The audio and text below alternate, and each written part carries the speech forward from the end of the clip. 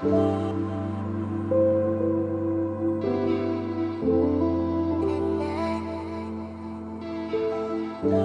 Internet friends, my name is Nate Miller, a Bob Ross certified instructor here at Extravagant Studios in Pemberville, Ohio.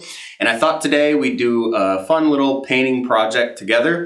And of course, we're going to be using the fantastic Bob Ross oil painting technique. So if you want to join me up at the canvas, I'll show you what I got going on. We'll use a couple of Bob's brushes, of course, a couple of Bob's oil paints, and get a little crazy. All right, so up here we got an 18 by 24 inch canvas. This is one of Bob's canvases. And we have a couple of Bob's brushes. This big 2-inch brush. And of course, we're going to be using a big old almighty palette, a couple of Bob's oil paints. And like I said, we'll get a little crazy. So I think if you guys are ready, I'm ready. This canvas has already been covered with liquid white. So you absolutely need Bob's liquid white oil paint to achieve the effects that Bob gets in his paintings. It's absolutely necessary to have this stuff if you want to paint like Bob. So, like I mentioned, the canvas has already been covered with liquid white, and we are ready to do a little painting project. So I'm going to go ahead and pick up my Bob Ross 1-inch brush. And I'm going to go right into a little phthalo blue. Now, I'm going to show the colors on the screen so you guys can see exactly what colors I'm working with. Just in case you want to try this painting project out for yourself, you'll have all the colors on the screen available for you. So I'm going right into a little phthalo blue. And I'm just going to let this color kind of dance around the sky. But Bob does this effect in a couple of his paintings where what we're more concerned with, is the light areas, the white of the canvas. So in other words, I'm not really concerned with the blue, I'm concerned with these white areas. Once we go to blend that out, I know it doesn't look like much now, but once we go to blend that out, those white areas will become kind of soft, distant clouds. Take that same 1-inch brush, go back into a little blue. This time I added just a dash of sap green to it. Just a dash. You don't want to paint Kermit the Frog in here. You just want a little touch of green into that blue. It's going to turn it a real pretty kind of teal color. Teal. I'm taking my brush, starting on the outside edge and pulling in towards the center. Kind of press down and release. Sweep it in towards the center there. Keeping those strokes as level as you can. We're going to have a little water in this painting. That's why I'm doing that. A little water down there. So phthalo blue, a little sap green. Same thing the other side, pull in towards the center. Now, if you're learning to paint like Bob, I cannot stress this enough. A little bit of liquid white goes a long way. In fact, I kind of tell some of my students, it's better to get too less. Is that a phrase? Is that a word? Too less? Than too much liquid white. So simple to work with too less. Add a little bit more on there, but it's kind of hard to work with too much. You got to sit there and, wipe your brush off, wipe the liquid white off, go wash the brush, do it again. So if you're learning to paint like Bob and you get yourself some liquid white,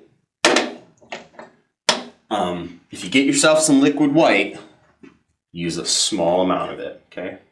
I'm going to switch over to the 2-inch brush. Same brush I used to actually apply the liquid white. And let's make this look a little better. I'm going to take the brush, and I'm holding the brush kind of with the handle up in the air, so I'm just using the top corner of this brush. And I'm just going to stir it up, swirl it around. Swirl it around, brush it out.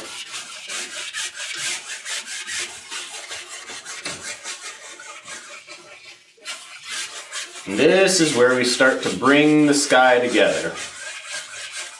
You see how those little areas start, they kind of look like little indication of some clouds back there.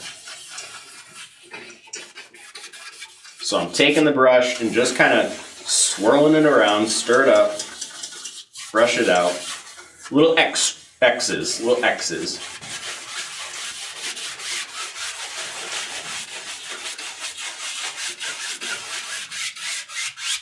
And I developed this painting and I thought it was such a good one to do. In fact, we might actually do it in class at some point. But it's such a fun one to do. I wanted to do a little painting tutorial. Plus, it's here in northwestern Ohio. It's snowing pretty bad today. So I didn't want to be stuck inside with nothing to do. That's no fun.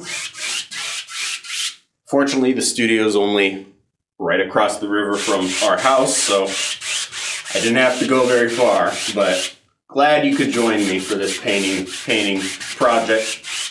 Isn't that nice? Isn't that nice how all those little white areas become far distant clouds? You can achieve that effect easily just by paying attention to those white areas. But sometimes you wanna kind of put a happy cloud in there. So I'm gonna take that same 1-inch brush, dirty 1-inch brush. I'm gonna go into titanium white, and if you're careful, you can add just a touch of bright red to it. The bright red is oh so strong. I'm sure you've heard Bob say that. It's so strong. So don't overdo it. You'll get a blood red cloud. With this brush, I'm going to take kind of the corner of the brush and just swirl it around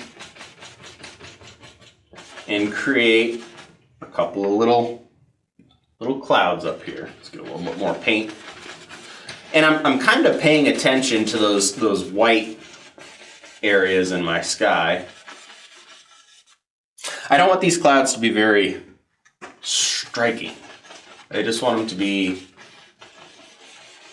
a little indication of some clouds back there. It's just titanium white and a little touch of bright red. You might not even end up seeing the bright red once you blend them out. Just the bright red's in it just to give it a little pinkish flavor. But I'm just taking this 1-inch brush and just kind of scrub. Think of it as scrubbing in these clouds. It's a good way to think of it. Scrubbing in some clouds. Let's take the 2-inch brush. Knock off some of that paint. And I'm going to do the same thing. Just kind of swirl up the clouds. Not really touching the tops though.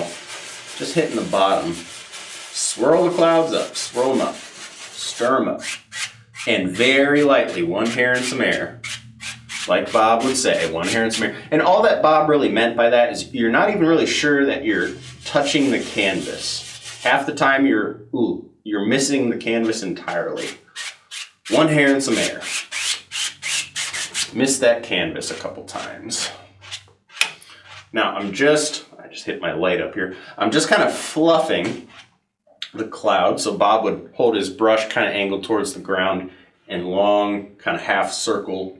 That's slow motion, I suppose, but just grab it, lift it, and then one hair and some air go across it. We got some fun little clouds up there. There we go. Okay, so in this painting, I didn't really tell you what we were doing today, did I? In this painting, I thought we'd do like a little, maybe somewhere out in Montana. The mountains out there in Montana kind of have interesting shapes to them. So think Montana, somewhere out there. I'm going to take the palette knife, little titanium white, touch of mountain mixture, and a little bit of phthalo blue, and mix those together with my knife. Phthalo blue, mountain mixture, and white gives us kind of a bluish gray color, bluish gray. Hope you can see my palette all right. bluish gray color. And these clouds, or these mountains, excuse me, these mountains I did with my filber brush. So I took a Bob Ross filber, load that nice and full of that blue-gray, gray-blue. And notice how I'm gonna hold this brush, kind of 4 fingers and a thumb, so I can see exactly where the bristles are. And let's just sketch in a weird-looking mountain. These are weird mountains. These are these are kind of the mountains you might see out west somewhere. I mean, I suppose Montana's out there by Colorado, so yeah, out west. But same thing, whenever you're doing mountains, you're really only concerned with this nice outside edge of the mountain. You don't really care about the middle. Not yet. Not yet. Just getting in a real basic sketch. But these mountains are fun to do. And I don't normally do mountains with like a brush. I usually paint mountains like I guess it'd be the traditional way that Bob would paint a mountain with his palette knife. But I don't paint mountains enough with brushes, so I kind of recently got a feeling like I want to try doing a mountain with a brush, and it worked out so well that now I can't stop. It's fun. It's fun. You gotta enjoy it. You gotta enjoy it. Okay. Basic. You know, I'm gonna change that. I'm gonna change this area in here. I don't know about you, but it's kind of looking a little suggestive. If you know what I mean. Change that just a little bit so it's not so. Okay. That's enough. Take my 1-inch brush. Now I have a lot of brushes. I have about 2 or 3 of each brush, so I don't have to clean my brushes. Don't want this video to be 3 hours long. I'm going to take a clean 1-inch brush. Grab this paint, pull it. And if you've painted like Bob before or taken a class from somebody, you know that this liquid white, it is so wonderful because you can achieve certain effects like this very, very easily. See how it looks like that mountain's just kind of floating out in the middle of space? Thankfully, you got that liquid white. Thank you, Bob. Just by grabbing that color and pulling it. Just by grabbing it and pulling it like that. Okay, I'm going to take that same filber brush and I kind of wiped out the bristles, wipe out the bristles on a paper towel or something. And I'm going to go into just straight titanium white. And if you're a little careful, you can add just a dash of bright red to that. And let's create little highlights on this mountain. Little things like this. It's, again, very light touch when you're doing this. And again, I'm holding the brush with kind of 4 fingers and a thumb. See how I'm starting to lay in some pretty little highlights here. Now all of my highlights, if you think the light's coming through the painting like so, all of my highlights are going to go down to the right. See how they're all kind of going in that same general direction? There we go. Wherever you want them. It's so fun to paint these mountains with a brush. I didn't know what I was missing. Because like I said, I normally don't paint these mountains with brushes. And there was one episode I was watching, I forget which one it was, but actually I remember which one it was. I can see it in my head, I just don't know what it was called. But I was watching Bob do it, and I thought, wow, gosh, I need to try that. And it was so much fun that I got myself in front of a camera. Just did a painting tutorial because I was like, gosh, that's so much fun. I want to share it with people. Oh, yeah. Yeah. Isn't that exciting? Yes. Okay, so we got some little highlights in there. Again, all of those highlights pretty much go down in the same general direction. If I don't stop messing with the mount here, I'm gonna run out of time. I set a timer for myself, so again, this video doesn't get to be 3 hours long. I'm gonna take that same filber brush and I'm gonna load it up with a little bit of phthalo blue, and I'm gonna go into my gray. So I'm just adding a splash of blue to that same gray I used on the mountain, and this will be my shadow colors. So very lightly, I'm just gonna pull down, and the shadows are gonna live on the opposite side of this mountain, opposite the highlights. Shadows live opposite the highlights.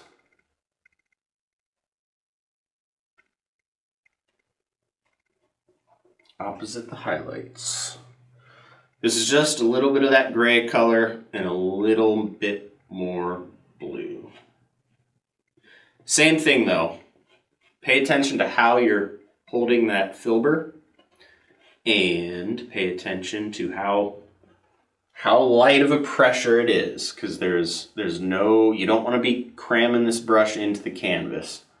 It will not work if you're somebody who's a heavy-handed person. If you're someone who's a heavy-handed person, practice relaxing your wrist when you do these mountains. And really, any way you're painting a mountain, you're going to be using a light touch. Whether it's with a knife, it's with a brush. I can't really think of a time you would paint a mountain where you really smash the brush in there. I mean, I suppose if you're, I don't know what I'm talking about. Sometimes I do, sometimes I don't. There we go. So I'm going to take a somewhat clean 1-inch brush, and I'm just looking to kind of mist up the base of this mountain. So I'm kind of pulling up into it, but don't destroy your entire mountain doing this. Just hitting the bottom, just looking for a little mist down here, softening it down. I had a student once when we went to blend out the base of the mountain. I had a student just blended away her entire mountain. I was, no, don't worry. We fixed it for her. We put it back in, but don't blend away your entire mountain. You worked so hard getting that in there, right? All right, those mountains are just fun to do. Doesn't that look like Montana? No? Okay. I thought it kind of looked like Montana. I'm going to take that gray color with my knife, put a little splash of Van Dyke Brown into it and a little splash of sap green. Mix those together so you get kind of a dark green, olive green, military green color. Maybe just to darken it up, I'll put a little mountain mix in it.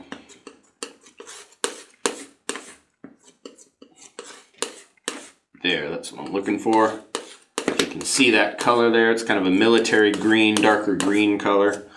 Perfect. Let's take a 1-inch brush, load it nice and full of color, and then watch here. 70% of Bob's painting technique is what he's doing right here on the palette. Take that brush, load it both sides, and then on one side, I hope that's a good shot, on one side I'm going to push it back into the paint. Push it back into the paint. Get that little ridge of paint on your brush.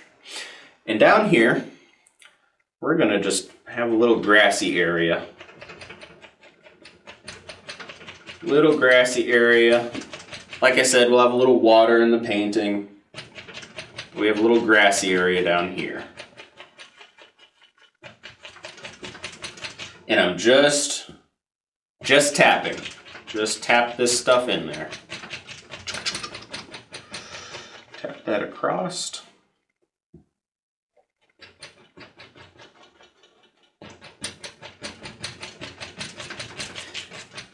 This is a little tip. If you, little tricks of the trade, I guess, I don't know. If you bring your color down a little farther on this side, you can kind of make it look like this lake wraps around. I'll show you here in just a second. So you bring your color down a little farther on this side, and when you take a 2-inch brush, grab some of that color. Once again, our liquid white allows us to move color like that. Grab that color See how it makes it look like it kind of wraps around the lake? Just by paying attention to that angle or that color, kind of make it look like it wraps around. All right, let's take our palette knives, get some Van Dyke Brown, cut off a little roll of paint, and I'm just gonna kind of scratch in a little dirt down here for that little grassy area to stand on. Just a little dirt right down here. Something for it so it doesn't look like it's a floating mass of land.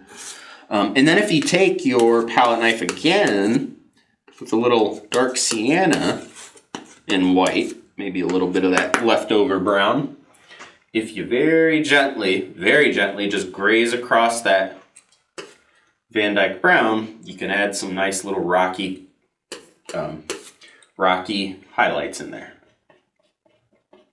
No, not the Italian stallion, Rocco. No, not that. I'm sorry. Nice little rocky highlights down here. Too bad nobody's here to throw a book at me or something. Okay, I'm gonna take that 1-inch brush. It has the dirty kind of green color in it.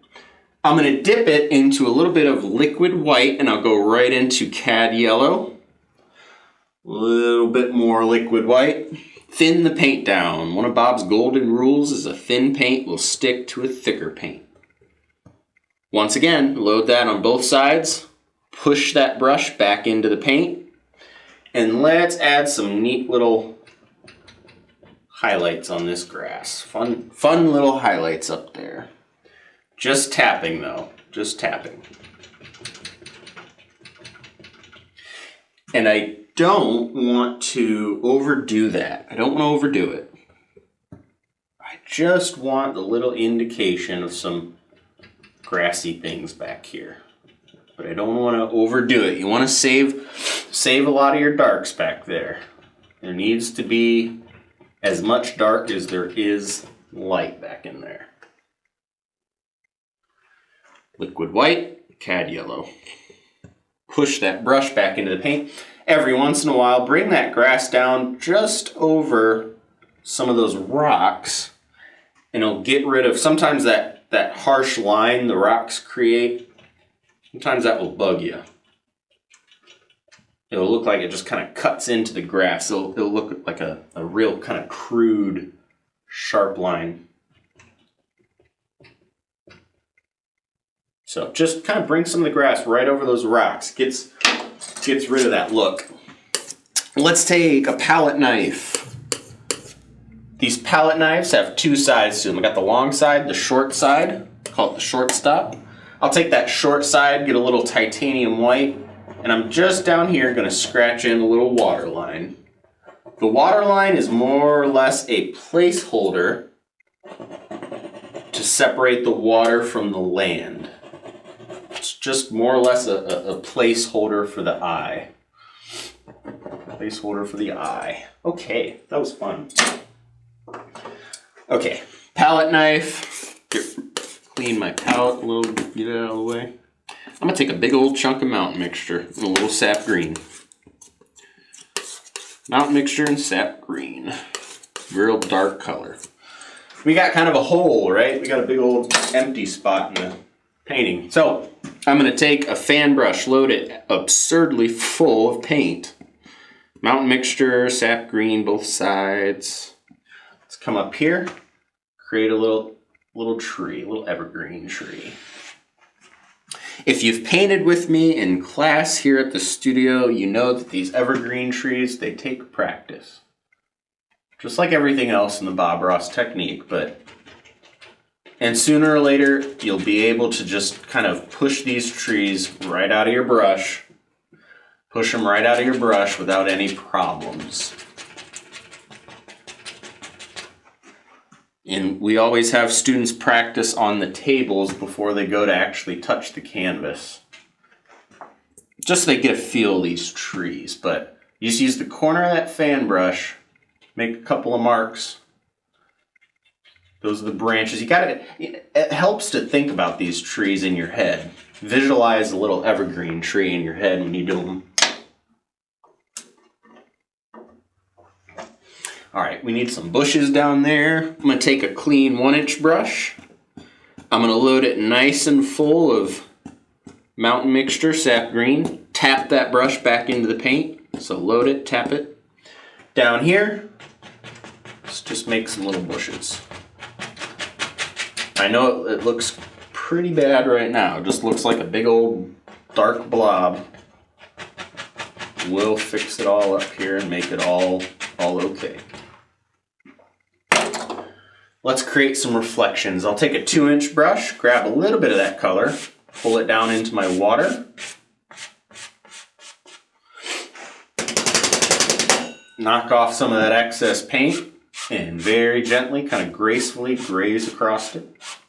Gracefully graze across it. That's a tongue twister. And we got some reflections.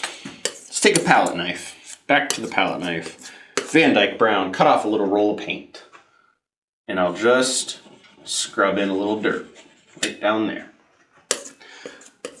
Let's take a little white, Van Dyke brown, dark sienna, mix that up so you got kind of a moose tracks looking color, and very gently add in some little rocky highlights. Little rocky things down there. Okay.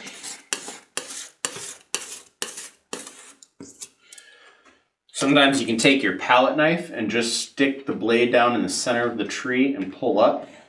And it creates sharp little tops to your trees. You can even kind of pull up little stray marks that it makes it look like you've painted more trees down there than you actually have. Just by pulling up little hairs like that. Let's take a little dark sienna, titanium white. I'm just gonna touch the canvas with my palette knife, make the indication of some tree trunks. Maybe if you'd like to, just scratch in some little sticks and twigs and whatnot.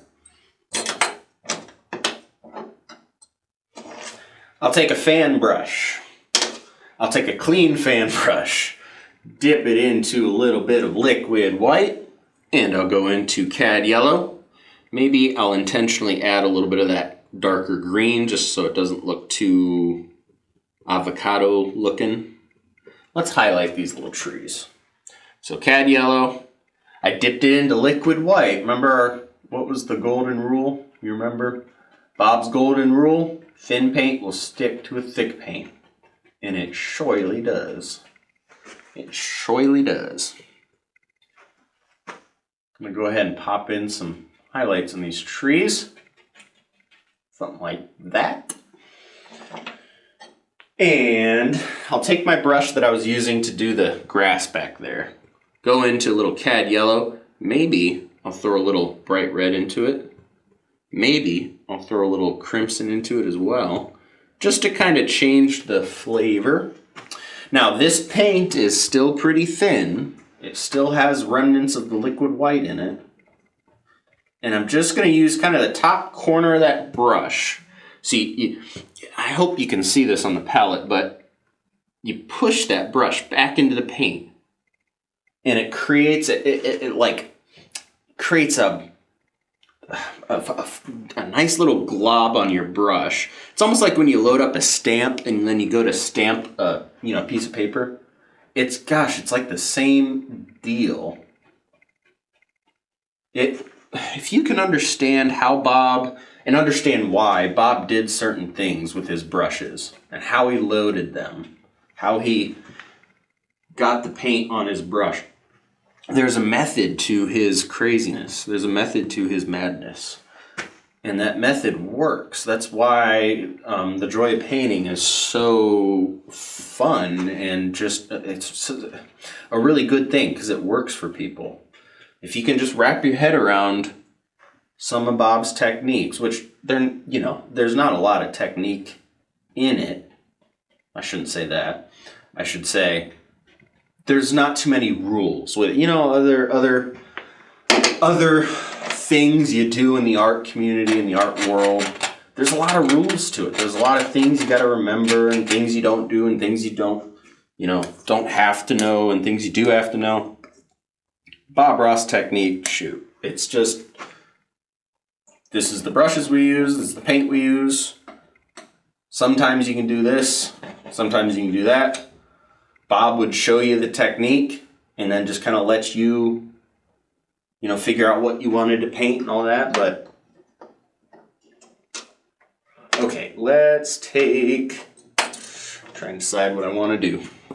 Let's take a filber brush. Before I do that, I want to create some just little rocks down here. So, got a couple of minutes left. I'm going to take my palette knife. I'm going to take titanium white, dark sienna, and Van Dyke brown. Mix that together. I'm also going to take the palette knife and I'm going to dip it into, ooh, dripped it on the carpet. Yikes. I'm going to dip into a little liquid white. And I want this color now to be very thin. This is a very thin paint. Maybe a little bit more liquid white if I'm careful. So this color is very thin. Same color we used for the tree trunks and the rocks, but it's very thin now. I'm gonna take the filber brush. It's okay if it's a little dirty. Load it absolutely full of Van Dyke brown, straight brown. We'll double load the brush. Bob showed us this fantastic way of making these little rocks, so we'll do that. Double loading a brush. I'm going to load the fan brush, and then on one side and one side only, I'm going to drag it through that thinned out paint. So we got light on one side. Hope you can see that. Got light on one side, dark on the other. Light on one side, dark on the other. And let's create maybe out here in the lake. Gosh, that works every time. It works every time. Kind of hold your brush so you got it, you know, half in the dark, half in the light, and you make little kind of upside down U's. Upside down U's. I don't know if that's the best way to describe it. Make little kind of like frowny faces almost. Like little. And like I said, these are just some rocks out in the lake. Maybe this is a little shallow spot down here. And you just got a couple little rocks sitting there. You can take a small brush and just kind of pull some paint down into the water. Just distort some of the color of your rock, make it look like they actually sit in the water. And you could use your fan brush. I just picked up a extra brush I had lying around because all my fan brushes are dirty. Take a palette knife, but you could use your filber, your fan brush to kind of pull some of that color down. Work just as well. I'm going to take my palette knife, a little white, and I'm just scratching in little water lines down here.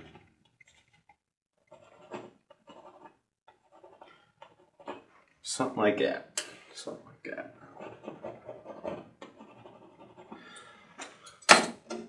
Script liner brush. I'm going to dip it into liquid white. I'll go into a little Van Dyke brown. Liquid white is in the paint to thin it down. Thin it down. And maybe there's just a little stick right there. A little stick that hangs out. Something like that. And that is just a real simple little painting that you can definitely do. You can definitely do this one. It's fun and it works. Let's go ahead and sign the painting. I'll sign it with some bright red, because that's what Bob would sign it with, so we'll do that too. Sign it down here in one of the corners. I always tell my students you can sign your first name, your last name, your nickname, your initials, whatever. Just don't try to sign it Ross and get away with it, because you won't. There's only one Bob Ross, but his dream lives on through us and through the joy of painting.